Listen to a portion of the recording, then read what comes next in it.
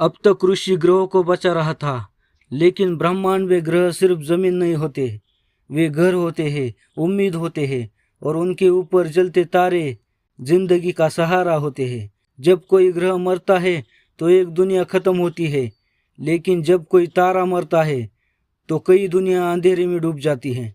और आज पहली बार एक तारा मारा गया था। एक कहानी है उस पहले गिरते तारे की। अंतरिक्ष सामान्य गति से चल रहा था। ऋषि शांत था। पहली बार उसका मन हल्का लग रहा था। उसने खुद को स्वीकार कर लिया था।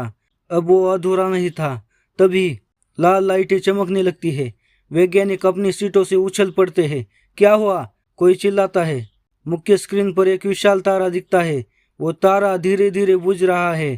पहले उसकी रोशनी कम होती है, फिर रंग बदलता है, और फिर अचानक वो अंधेरे में बदल जाता है।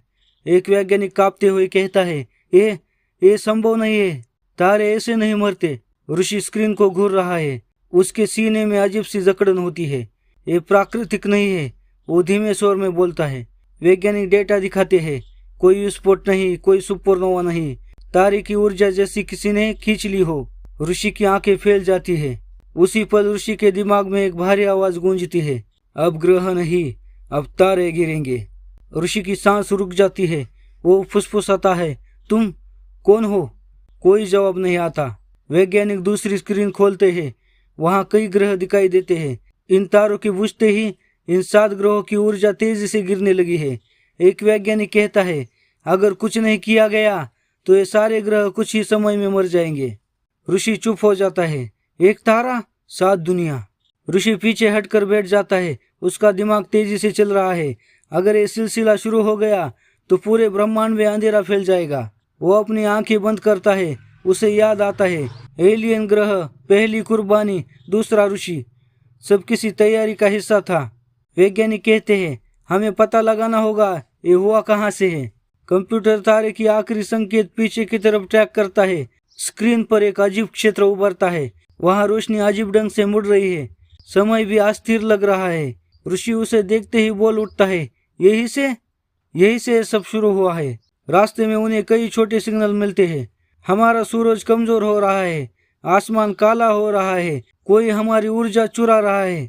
ऋषि की मुट्ठी कस जाती है। ये अब कहानी नहीं है, ये युद्ध है। पहले ऋषि हर खतरे को ताकत से देखता था, अब वो समझ से देख रहा है। वो जानता है अगर वो हर जगह पहुंचेगा तो खुद टूट जाएगा।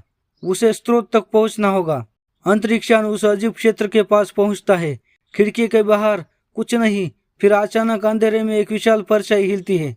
पूरी तरह साफ नहीं, लेकिन बहुत बड़ी। वैज्ञानिक डर से पीछे हट जाते हैं। ये कोई जहाज नहीं, ये कुछ और है। परछाई के पास मरे हुए तारे के टुकड़े घूम रहे हैं, जैसे कोई उनकी आखिरी ऊर्जा निगल चुका हो।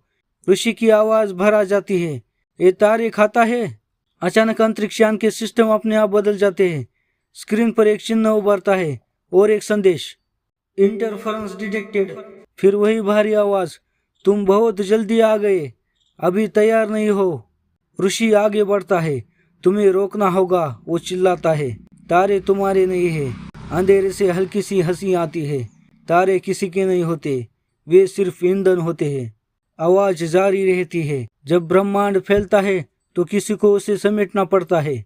मैं वही हूँ। ऋषि सन्न रह जाता है। तुम खुद को जरूरी समझते हो? आवाज शांत हो जाती है। मैं जरूरी नहीं हूँ, मैं अपरिहार्य हूँ। अचानक अंतरिक्षयान जोर से हिलता है। सिस्टम फेल होने लगते हैं। वैज्ञानिक चिल्लाते हैं, हमें पीछे हटना होगा। ऋषि समझ जाता है, ये लड़ाई अभी नहीं जीती जा सकती। जैसे ही वे पीछे हटते हैं, दूर कहीं एक और तारा धीरे धीरे बुझने लगता है। ऋषि उसे देखता है। इस बार वो चुप नहीं रहता।